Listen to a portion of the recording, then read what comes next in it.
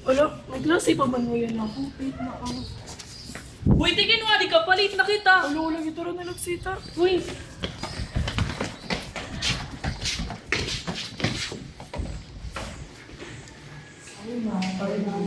Okay, so now we're complete. So good morning, everyone. Good morning, ma'am. So today we'll discuss another new topic for our bodies to be, lift up for today, for this morning. So, You make me feel like... okay, class, when you're practicing a new skill, what do you prefer? Okay, Nathaniel? But when I try to learn a new skill, first I identify its difficulty level. If the skill that I want to learn is something that I could easily catch up on, I can practice it continuously.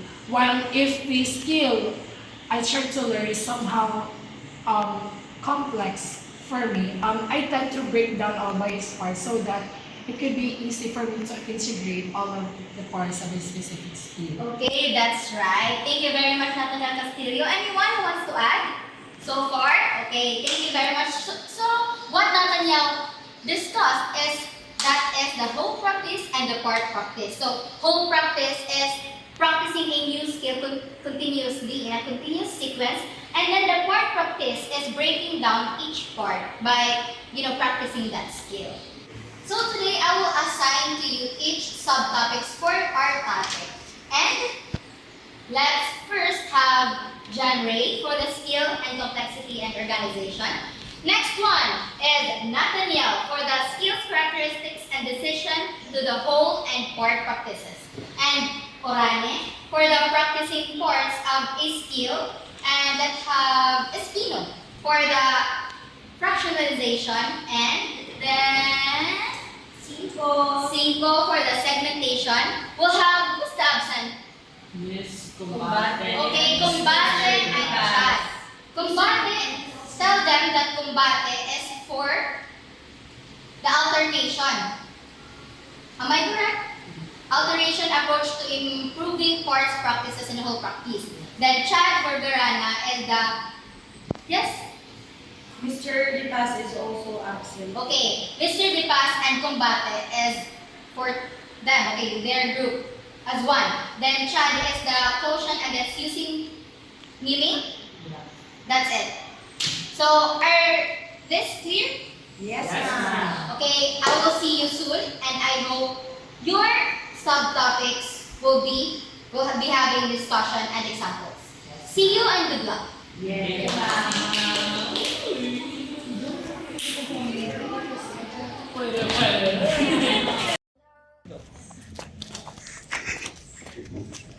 So, skill complexity in organization refers to the level of intricacy and structure involved in performing a particular skill.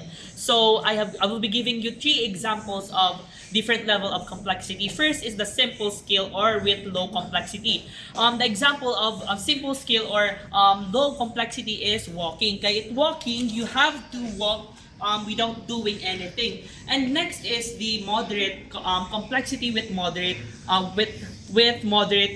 complexity.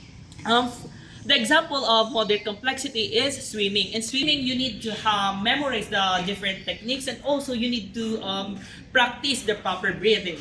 So next example is the high complexity. The example of high complexity is playing piano.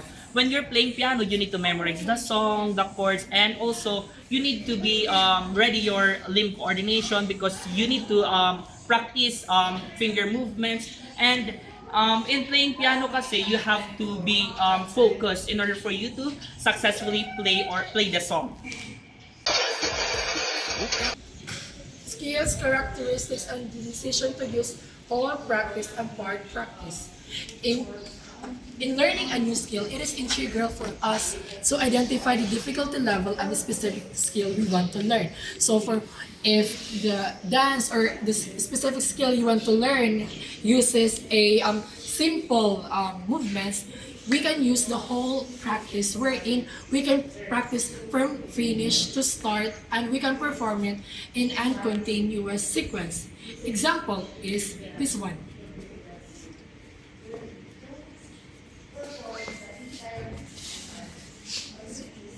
While in part practice, it is complex. That's why it is integral for us to break down all of this part. Example for this is this one. When learning a butterfly footwork, like this. And then we will also use our hands together with it. So you need to break down all of the parts in order for you to learn it together.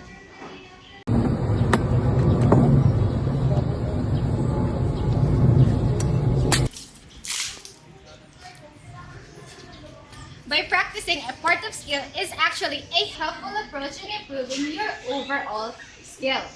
By breaking down skills into smaller components, you can focus on the areas that needs to improve. For example, in dancing, your footwork. Break down the footwork or the steps or the patterns in footwork that is used in the dance you are learning. For example, twist, slide, slide. All together.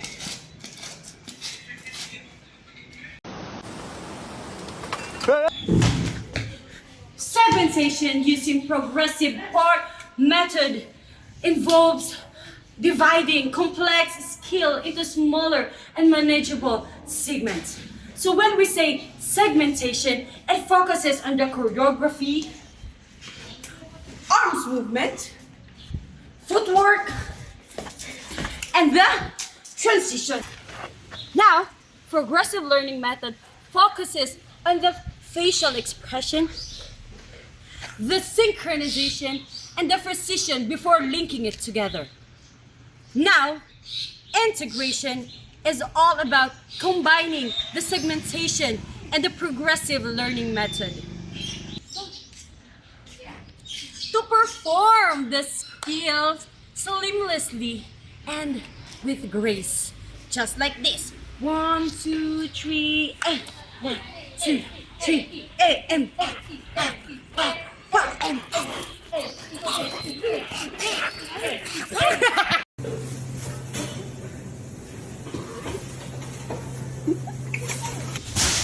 Practicing asymmetric limb coordination involves different movements and patterns with each limb. So it challenges your brain and your body to work together in a coordinated manner.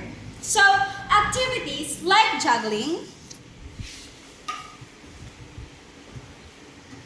can help enhance your skill.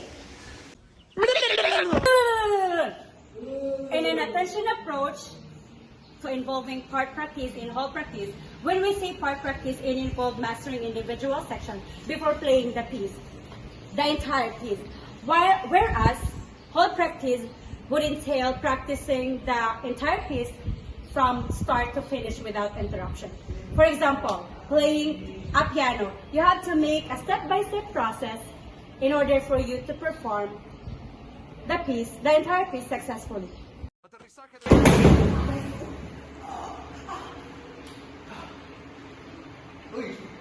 While miming can be a useful tool for simplifying complex tasks and skills, there are cautions to be considered when using this concept or method.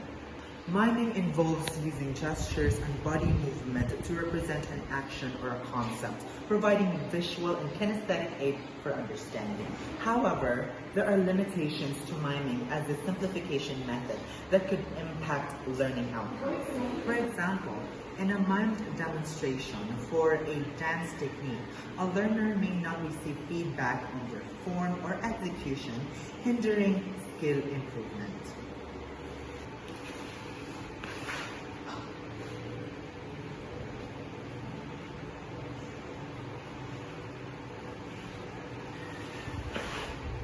That's it.